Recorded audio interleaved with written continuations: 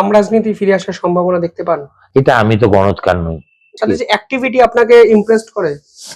বামেদের আগে করতো, এখন আর করে না। এখন যেসব কাহিনী শুনছি ইভেন ইয়াং লিডারদের, তাদের লজ্জায় মাথা হেট হয়ে যাচ্ছে। কালকে আপনার একটা ভিডিও নিয়ে বিতর্ক হয়েছে দেখলাম যে Pratik is goes to TMC.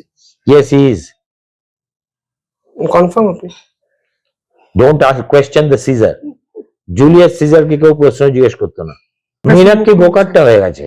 She began with promise, but now she has become part of the CPIM establishment.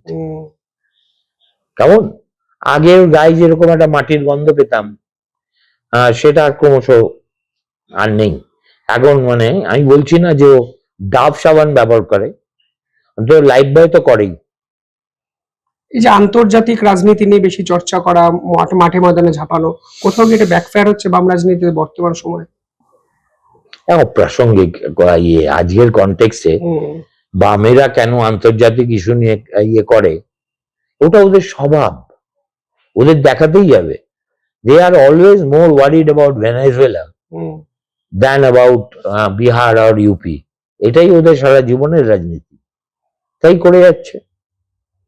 Fossil তো বামপন্থীরা, একটা গাছ যখন ফসিল হয়ে যায় দেখেছিস, গাছের মতো থাকে কিন্তু গাছে প্রাণ নেই, গুঁড়ি হয়ে যায়।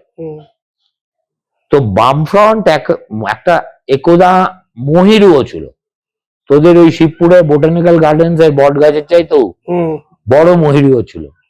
এখন সব কাণ্ড প্রশাখা সব ধুলিসাৎ হয়ে গিয়ে প্রকাণ্ড একটা জড় শিকড় হয়ে রয়েছে।